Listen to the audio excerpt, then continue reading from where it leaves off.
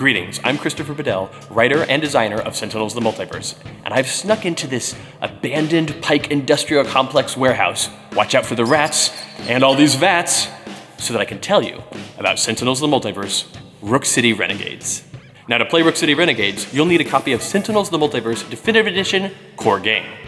If you're not sure how to play that, we've got a handy video here and linked in the description. Alright, now that we have everything that we need, let's go find a table somewhere in this environment where we can set up the game.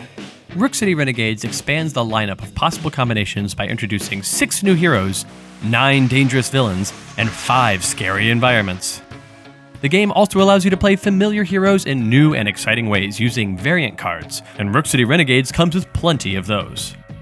For this game, let's grab HP spinners from the core game for 3 players, as well as tokens for tracking the game state. From there, we open Rook City Renegades and select 3 heroes. Setback, a happy-go-lucky push-your-luck hero. Expatriette, a no-nonsense vigilante who's got guns, lots of guns. And the Harpy, a foul-friendly mage who has recently reformed her ways. Now she's using her magical powers for good. Today we're going to take on the villainous Chairman, the corrupt head of the organization. Go ahead and grab his character card from the Rook City Renegades box. Because we're taking on the Chairman, we also grab the second character card and side deck belonging to the Operative from the same box. Playing with multiple villain character cards and side decks are new mechanics introduced in Rook City Renegades. Let's grab the 2 villain HP spinners, one from the core game and one from this expansion. Let's put Chairman in play and give his deck a good shuffle. For setup, the Chairman's card says to put the Operative's villain character card in the villain play area, Pike's right hand side up. So let's do that. Make sure the Chairman starts with 40 HP and the Operative starts with 45. Reading on, the setup for the Chairman tells us to shuffle her deck, that the Operative acts after the Chairman during the villain turn, and finally it says to discover H-2 underboss cards and H-1 thug cards. Since we have 3 heroes, H means 3. For the rest of this video, I'll use the number 3 whenever we come across the hero icon. In this instance, it means we discover 1 underboss and discover 2 thug cards. Discover and other useful terms can be found on the back of the core rulebook, so check there if you need a reminder. We discovered the Broker, a crooked cop, and a thief. Not great, but nothing Darkwatch can't handle. Don't forget to shuffle the villain deck after you're finished revealing and playing those cards. Always read the text on any card that comes into play before moving on to the next step, as something may require your attention. In this case, the Crooked Cop makes it so that damage dealt to underbosses is reduced by 1, so we'll add a marker to the Broker indicating this. Also, the Thief acts after the first time an environment card is played each turn, so we'll keep that in mind going forward. You'll also notice the bold words Command and Orders. Those sections don't activate until another card tells you to activate them. Speaking of reading the text on cards, there are 2 final things to note about the Chairman. It says he's immune to damage. Ugh, of course he is. Let's add a token to indicate this. We're gonna have to think about ways to flip his card if the heroes are gonna defeat him. It also says that whenever an underboss is destroyed, it goes under his card instead of going into the trash. Interesting. For the heroes, we're going to use their first appearance variants instead of their default hero character cards. As the name suggests, these cards feature the very first appearance of these heroes within the fictional world where Sentinel Comics is published. They work the same as the default cards, but with different starting HP numbers, different powers on the front, and different incapacitated abilities on the back. The back depicts a moment where the heroes suffer a notable defeat. Each side lists the book title, the issue number, and the date where these notable moments take place in Sentinel Comics history. To begin, shuffle the heroes' decks and draw 4 cards. While drawing 4 cards for each hero, we drew a new type of card, a Suddenly card from Harpy's deck. Whenever you draw a Suddenly card during the game, the card is played immediately. However, during setup, whenever you draw a Suddenly card, shuffle it back into the deck and draw 1 more card. As we get set up, I should note, we chose these 3 members of the hero team known as Darkwatch to showcase their team synergy and to illustrate aspects of the game introduced in this expansion. Your hero roster can be as diverse, balanced, or unique as you want it to be. You can fight any villain in any environment from any Definitive Edition product. Whatever combination you choose for your table, and however things play out, is comic book canon. It's all part of the multiverse, after all. Lastly, grab the Pike Industrial Complex environment deck from the Rook City Renegades box and give it a good shuffle. Put it in the environment play area, and now we're all set up. At the start of the game, villains always take their turn. That means the Chairman and the Operative go first. On the chairman's character card, for his start phase, it says to check and see if there are 3 cards under his card. Not yet, so nothing happens there. But if there were 3 or more underbosses, he would flip, and it seems like we want him to flip. During the villain start phase, we do all effects in the villain play area that say start phase. So now we go on to the operative's character card. For the operative's start phase, it says if there are no technique cards in play, discover one. We reveal cards from the top of the operative's side deck until we get to Skimming Strikes. This is an ongoing card, so it stays in play until it's removed, and it's a technique. The card text says to destroy all other technique cards when this card is played. It's the first one, so nothing happens there. Then it says damage dealt by the operative is irreducible. Let's add a token to her card to remind us of how deadly she is, as long as this card is in play. For the villain play phase, we play the top card of the chairman's deck, as it's the main villain deck. The operative's side deck is also here, but it's a side deck. Cards are only played from it when instructed to do so. The top card of the villain deck is the one-shot Rook City is Mine. It says play the top card of the environment deck. We do, and it's an experimental mutagen. It's an ongoing card that puts the following into effect. +1 damage dealt by rat cards, and rat cards are immune to toxic damage. What are rat cards, you ask? Hopefully you never find out, but I'm told Pike Industries is crawling with them. Now, the Thief that's in play would destroy 1 hero ongoing or item card after the first time an environment card is played during a turn, which just happened. But since none of these types of hero cards are currently in play, nothing happens this time. It is something to keep in mind for the future, though. Returning to the card Rook City is Mine, the next thing it says to do is activate commands on the operative's character card. Let's take a look at her card. The card text under her command section reads, play the top card of the operative's side deck. Oh boy, here we go. It's Lethal Foe, a one-shot. It tells us that the operative deals the hero target with the highest HP, H, which is 3, melee damage. Setback has the highest HP, so he takes 3 points of damage, which brings him down to 28. He's not at low enough HP yet, so nobody gets destroyed this time. Whew. Since there's nothing else on the card, Lethal Foe goes into the operative's trash. That's the end of the villain play phase. The one-shot, Rook City is Mine, goes into the villain trash, and we move on to the end phase. We start with the chairman's card, and it says to activate commands on the operative's character card.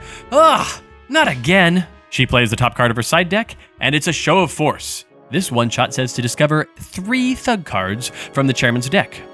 We do that finding an informant, an enforcer, and another crooked cop.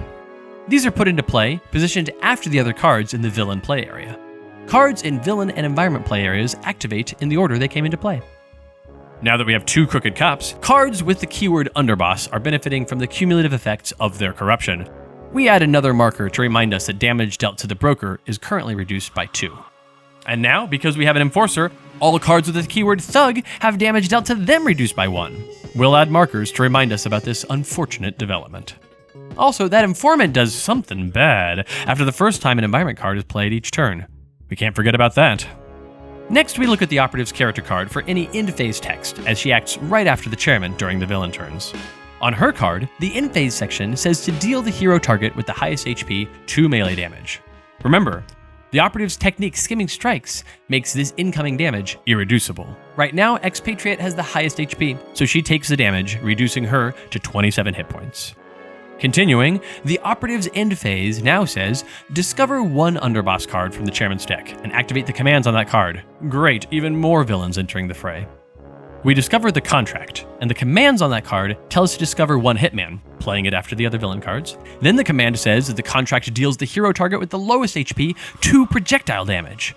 Harpy currently has the lowest at 26, so she takes 2 damage, down to 24.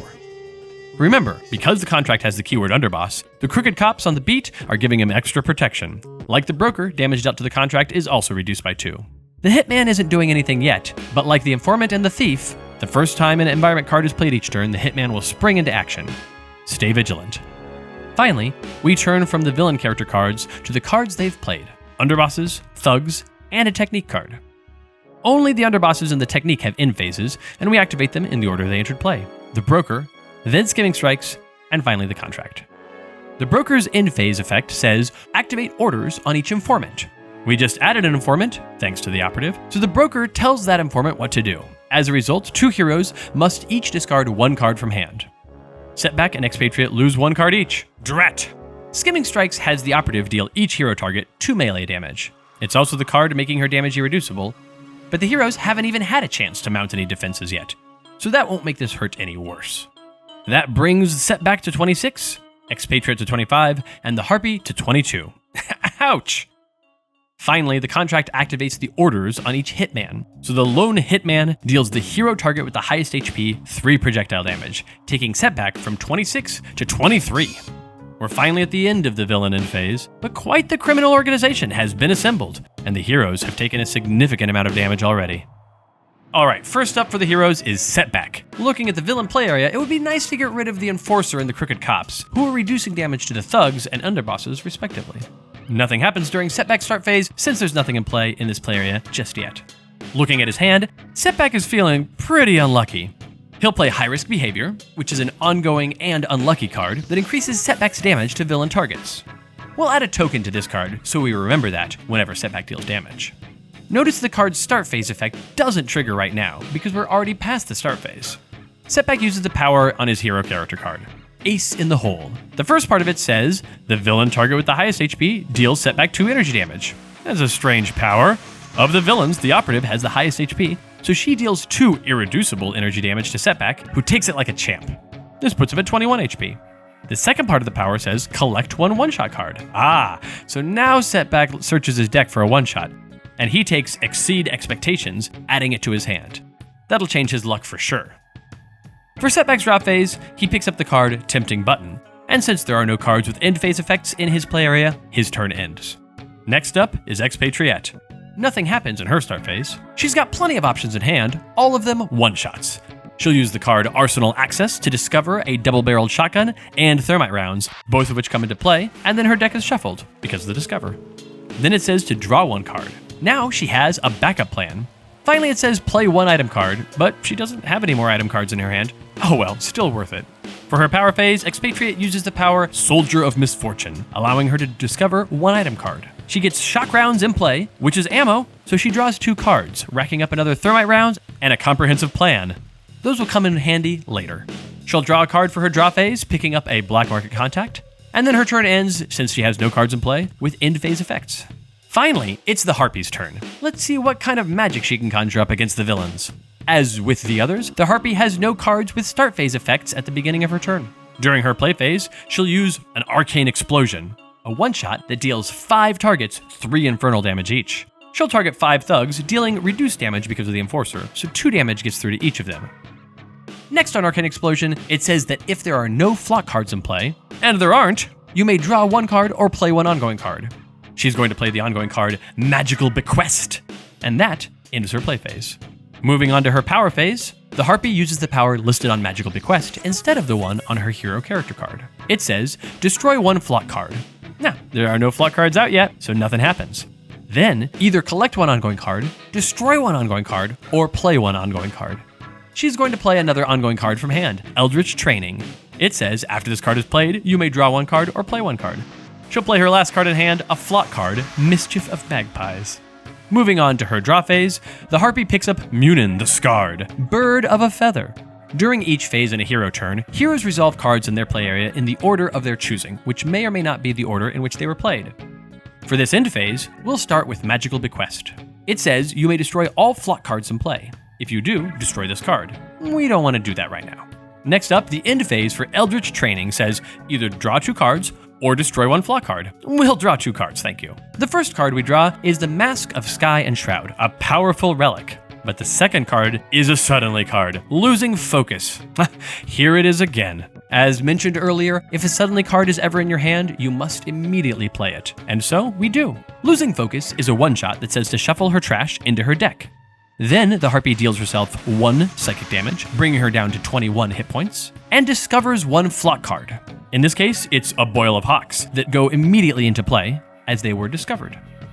Ready for some cheap tricks? We'll start with the first flock card, Mischief of Magpies, which has the end phase effect of up to 2 heroes each draw 1 card. Let's have her allies, Expatriette and Setback, each draw 1 card now. Second, it's time to hawk and roll, because even though it just entered play, it also has an end phase, and that happens now. Boil of Hawks says that the Harpy deals up to 3 targets 2 projectile damage each. Let's direct those diving hawks at the thugs. 2 damage won't be enough to take any of them out, what with the armor provided by the Enforcers, but every little bit helps. Let's bring the Enforcer, the Informant, and the Thief down to 1 HP each. Alright, let's see what perilous situation we find ourselves in inside the Pike Industrial Complex. This place is definitely not up to code. There's already a card in play, Experimental Mutagen, with a start phase effect. It says to discover one rat card, so we do that now, and we find an escaped lab rat. Not the cutest of fellas, and because it has the keyword rat, it deals +1 damage and is immune to toxic damage, all because of the Experimental Mutagen in play.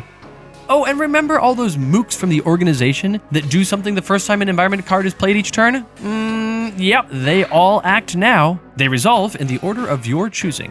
First, the Thief. It says to destroy one hero, ongoing, or item card. Setback volunteers to destroy high-risk behavior. He's happy to steer clear of that card's start phase effect. Next, the Informant says one hero discards one card.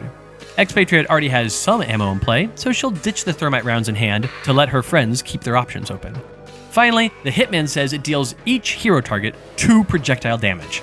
Ouch! That brings Setback and the Harpy to 19 hit points each, and Expatriette to 23. Not great, but at least it won't happen again this turn. We move on to the environment's play phase, playing a card from the top of its deck. It's another Experimental Mutagen? Gross. Well, this increases damage dealt by that rat card by an additional 1 damage to a total of +2 damage. For the environment's end phase, the Escaped Lab Rat says, this card deals H-2 non-rat targets with the lowest HP. So, in this case, that's just 1 non-rat target, 1 melee damage each. But with the increased damage, the rat's actually dealing 3 damage. So that's 3 damage to the 1 non-rat target with the lowest HP. Looking around, we find plenty of thugs with only 1 HP. Since these are all the lowest non-rat targets, we choose which of them is going to take the 3 damage. The Enforcer looks like a great option. The Escape Lab Rat deals him 3 damage, which he reduces to 2 damage, but it's still enough to bring him to 0 or fewer HP, destroying his card. Now that the Enforcer is gone, all the other thugs lose their damage reduction. It'll be easier to take them out next round. Thanks, Rat! Maybe you're not so bad after all. Normally, we'd start back again with the second villain turn, but we're going to skip ahead. We'll arrive just in time to see the heroes' teamwork pay off and turn the tide against the organization. The chairman is looking formidable. He's still at 40 hit points. He's been immune to damage this entire time, but looking under his villain card, we see the heroes were able to defeat 2 underbosses, the Contract and the Broker. All they need is 1 more and he'll flip. The operative has not fared as well as her boss. She's down to only 17 hit points. She's down, but not out yet. In the villain play area, we have a Crooked Cop at 1 hit point, the underboss known as the Muscle at full hit points, an Enforcer at 2 hit points, the operative's technique Hidden Blade, and an Informant at full hit points. Each of the villain targets has damage dealt to them reduced by 1 because of the effects of the Crooked Cop and the Enforcer. Looking at the environment, we see that Pike Industries is going down the tubes. Only 3 cards are in play: a Biomimetic Plasma Vat at 3 hit points, a Mutated Sewer Rat at full hit points, and an Imperfect Human Specimen at full hit points. Yuck! It's now Setback's turn. As his poor luck would have it, he's down to 7 HP. He has 2 unlucky ongoing cards out, Reckless Rush and Dangerous Distraction. He also has the card Silver Lining in play. For the start phase, Reckless Rush has the effect the villain target with the highest HP, and that's the chairman right now, deals Setback 3 melee damage. Oh boy, that brings Setback down to 4 HP, not a great start. For his play phase, without a lucky card in hand, Setback is going to do what he often does when he's down on his luck: push it. He plays Push Your Luck, and now everyone finds out just how lucky he is. The one-shot says, play the top card of your deck. So we do that. The top card is Serendipity. It's a lucky one-shot card that starts with each hero draws 1 card. So they do that. Setback draws Wrong Time and Place and adds it to his hand.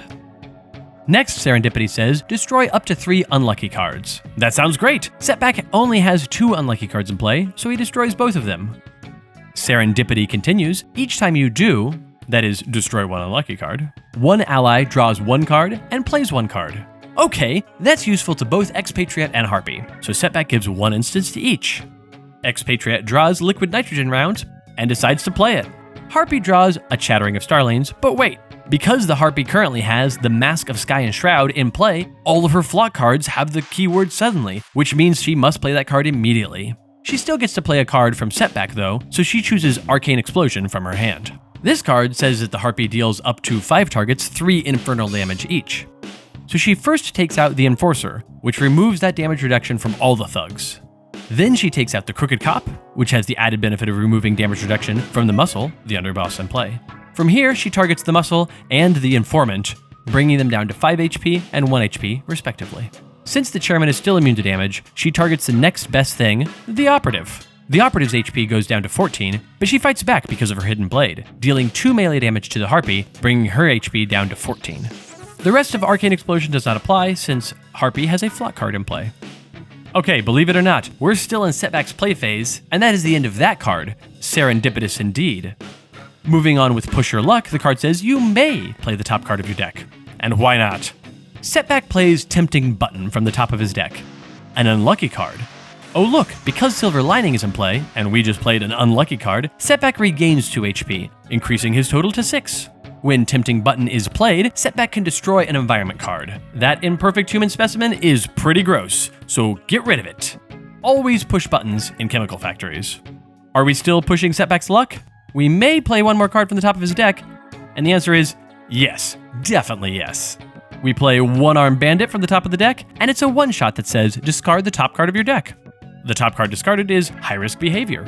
One-Armed Bandit continues. If it's an unlucky card, which it is, play it.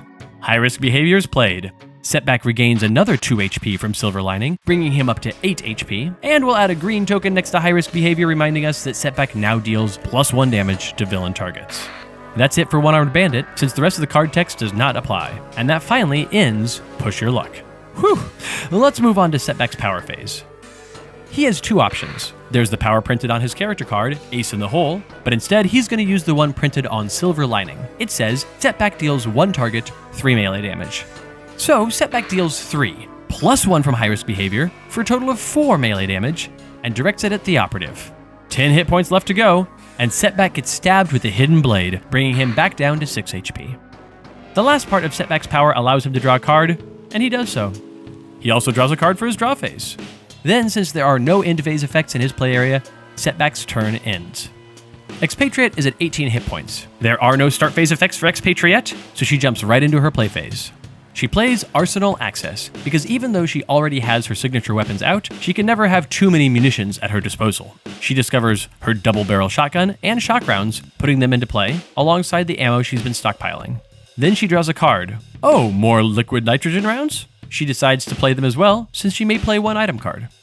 For her power phase, Expatriette uses Pride and Prejudice. For her first shot, she loads shock rounds and takes aim at the last underboss remaining. She deals 2 projectile damage to the muscle, which takes him down to 3 HP, and then, because of the shock rounds, she finishes him off. The shock rounds are destroyed, and Expatriette loads up liquid nitrogen rounds for her second shot.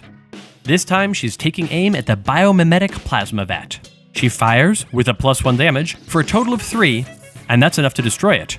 But wait, a quick look at the liquid nitrogen rounds indicates that when a target would be destroyed, it is buried instead, which means that the vat is removed without the heroes suffering the negative consequences for when it's destroyed. But she's not done yet. Because of Fistful of Lead, she can use another power. There's still that sizable mutant rodent scurrying in the shadows of the environment, and she's got a shotgun. She's got plenty of rounds, so she loads up the liquid nitrogen rounds and the hollow point rounds to deal a whopping 7 projectile damage. Talk about icing up the whole rat. Having thoroughly dispatched her targets, she grabs a card during her draw phase. Then we move on to the Harpy, since there are no end phase effects in Expatriette's play area. During her start phase, her cohort, Munin the Scarred, allows the Harpy to destroy 1 hero ongoing card. She returns the favor to Setback, destroying High Risk Behavior, and allowing him to avoid the negative consequences that would come into effect at the beginning of Setback's next turn. Then, both of her flock cards tell her to discard 2 cards from hand. In each case, if she ends up without cards in hand, she's dealt 2 fixed psychic damage. She only has 4 cards, so after the second set of discards, her HP is reduced by 2 down to 12. She can't play anything during her play phase. She has no cards in hand. This can happen to the Harpy if she's overambitious with her flock cards. For her power phase, Harpy uses the power on the mask and draws up to 5 cards. She'll take all 5. Out of the 5, there are 4 flock cards, and because of the mask, they are suddenly cards and are played immediately. This is a lot of birds. She draws a card for her draw phase. With her affinity for magic, the more cards the better, especially at this point if they're not flock cards. Now the Harpy gets to her end phase, where her flocks take flight. First up is Munin. This bird has a nasty temper, so let it go after the villains. It does up to 2 targets, 3 projectile damage, which shreds the informant and brings the operative to single digits at 7 HP. Then the operative stabs it with her hidden blade, giving Munin a new scar. Next is the Boil of Hawks. They can attack up to 3 targets, but in this case, with the chairman being immune to damage, the only one they go after is the operative. 5 HP left. She doesn't like being pecked by birds, and she stabs at the Harpy with her hidden blade, reducing her to 10 HP. More birds, chattering of starlings. They allow the Harpy to deal each non-hero target 1 sonic damage, which reduces the operative to 4 HP. And another hidden blade stab for the Harpy, 8 HP left. It's a race to the bottom. Next come 2 Siege of Herons cards. Each of these allow the Harpy to deal 3 projectile damage to a target. She chooses to attack the operative twice. The first Heron reduces the operative to 1, and the Harpy to 6 from the hidden blade. But the second Siege of Herons brings the operative to her knees. With 0 HP, the operative's villain card flips. This in turn removes all of her cards from the play area. She doesn't get Hidden Blade's counterattack, but now, and from now on, the chairman deals an additional +1 damage. We'll add a green token to him to remind us of his increased strength. Clearly, he did not appreciate the heroes taking out his number 1 lackey. But flipping the operative revealed a win condition. When the chairman is destroyed, you win the game.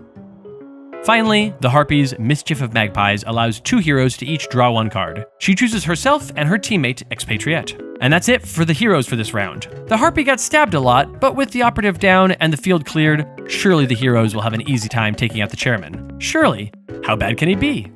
There are no environment cards in play, so no start phase effects. We play the top card of the environment deck, and we get an irradiated cyclohexane vat. The contents are super radioactive, so best make sure not to touch it. End phase, no effects.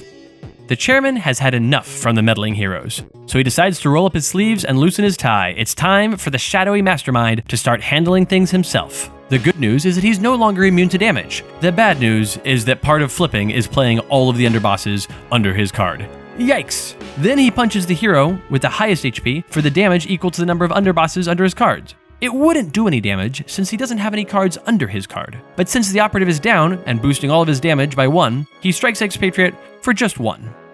None of the underbosses have any start phase things, so we move on to the chairman's play phase. The chairman plays the top card of his deck. It's some top level directives. Normally he'd tell the operatives to do things, but with her down, the second part of the card kicks in and he deals 4 damage to Expatriette. Time to get the underbosses involved. Graham Pike may have relied on the operative, but he doesn't rise to lead the most powerful crime syndicate in the world without knowing how to delegate. Before he activates their commands, the chairman is going to get 1 more hit in at Expatriette. Being the hero with the highest HP can really take a toll. Then we're on to commands. First, the broker discovers 1 informant, or would if there were any left in the deck. Fortunately, during the fight with the operative and the underbosses, the heroes managed to deplete a lot of the organization's resources. She then discards the top card of each hero deck. No ongoing cards are discarded, so no villain targets regain HP. Not that they would, they're all at full HP. The contract tries to discover a hitman, but he can't find any in the deck either, both of them having fallen to the heroes earlier in the fight. Then he takes a shot at the hero with the lowest HP. That's the Harpy, for 2 projectile damage, leaving her with 4 HP. The Muscle finds some enforcers and pushes them to action. Then he does what he does best and hits someone, namely the hero with the highest HP. Once again, Expatriate takes the hit, leaving her at 7 HP. With the chairman's end phase done, each underboss activates the orders of their respective thugs, though only the contract has 1 to order around. The enforcer deals the hero with the second lowest HP, who is Setback, in this case, 1 melee damage. He's not looking great, but it's his turn now, so let's see if luck is on his side. Tempting Button, like most of Setback's unlucky cards, has an immediate useful effect when it's played, but it causes a longer-term problem. The Tempting Button plays the top card of the environment deck, and it's a super cooled Trisolvent vat. It's fine, so long as nobody touches it. When things are this bad, you have to go for broke and hope for the best. The chairman is the real problem. Take him out, and the rest of the organization will scatter. Setback decides to play Push Your Luck. With just 5 HP left, now is not the time to play it safe. The top card of Setback's deck is played, a Reckless Rush. Setback goes directly for the chairman, deals him 4 damage, bringing him to 36 HP. Silver Lining also activates since it was an unlucky card, and Setback regains 2 HP. The heroes might be battered, but they've drawn first blood on the chairman. Things are going great. Setback plays the top card of his deck. Accidental Immolation. Setback lights himself on fire. This happens way more often than you'd expect, but Silver Linings mitigates the worst of it, as Setback deals himself 2 damage that is immediately healed. He then shares the pain by lighting the chairman, the contract, and the muscle on fire as well for 2 damage each. Recklessly rushing at the villains while on fire, Setback decides to roll the dice one more time with Push Your Luck and hits the jackpot. First, we discover an unlucky card. Dangerous Distraction. Setback could discard some cards and heal his allies, so Setback decides to discard the 3 cards in his hand and heals the Harpy for 6. It also heals Setback for 2 from Silver Lining. Jackpot now lets Setback destroy 3 unlucky cards, and he's going to take full advantage of it. Destroying Tempting Button lets him regain 7 HP, and destroying Reckless Rush lets him do 7 damage to the chairman. Destroying Accidental Immolation lets him draw 7 cards. Whew! Setback continues after the chairman with the power on Silver Lining, dealing another 3 damage to the chairman and drawing a card. Setback draws a card, a one-armed bandit. He'll add it to the bunch of cards in his hand from Jackpot and Silver Lining. Dangerous Distraction has an in-phase ability that makes Setback pick an ally and redirect damage from them. He chooses Expatriette since she's now the hero with the lowest HP. Expatriette took a beating and doesn't have a lot of her more specialized toys, but she does have a plan, and one of the best things about Darkwatch is that they work really, really well together. Expatriette has a comprehensive plan, and it's going to pull together the team's strength to let them do some damage. The first part is to let Setback put a card from his trash on top of his deck. For most heroes, this wouldn't be that much of a benefit, but this is Setback we're talking about, and knowing what the top card of his deck is critical to her plan. He puts Jackpot on top of his deck from his trash. Next, a different hero can use a power. She lets the Harpy use Flailing Chaos, which does 2 damage to the chairman and plays the top card of her deck. Eldritch Training, useful if she can survive the flock cards. Finally, she allows a third hero to play a card, and that's herself. She's been saving a lock and load for this exact occasion. First, she summons a gun, her assault rifle. She then shuffles her trash into her deck and discovers 3 ammo cards, since she has 3 guns in play, liquid nitrogen rounds, and 2 thermite rounds. Finally, one ally hero can play the top card of their deck, and thanks to Comprehensive Plan, she knows that Setback has a jackpot waiting. Nothing can go wrong. Setback plays the top card of his deck. He hits the jackpot, discovers a Tempting Button, and now all that remains is for Setback to destroy the unlucky cards, heal up a bit, and do some damage. Oh. Tempting Button has to destroy an environment card, which means that one of those vats is about to go boom. It's possible that Expatriate's plan might have run into a slight Setback-related hitch. Okay, new plan. Survive the exploding vat, then focus fire on the chairman. By running through a couple of rounds of the game, hopefully you've noticed that Rook City Renegades comes with additional tokens, like the new irreducible damage token we used earlier with the operative. There are also additional Nemesis tokens, which help you track increased damage dealt between Nemesis, and more 1 HP tokens because you can really never have too many of those. Speaking of HP, there's a lot of different ways you can track it. We recommend using the spinners for heroes and villains, and then adding tokens to a card whenever that target first takes damage. This keeps the game moving along, as HP tokens aren't brought out unless a target takes non-fatal damage. It's how we track target HP in these videos, but do whatever makes the most sense to you. Some villains, like Spite for instance, call for tokens to track particular phenomena. We recommend using HP tokens whenever their text says add 1 token to this card, because we already track villain HP another way with the large villain HP spinners.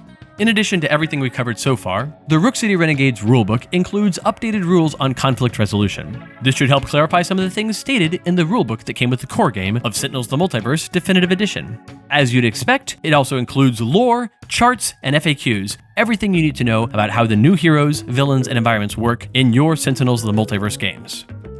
And with that, suddenly, you're ready to play Rook City Renegades. Get out there, patrol the streets, watch your back. It's gonna be tough, but I know you've got what it takes to save the day in Sentinels of the Multiverse, Rook City Renegades.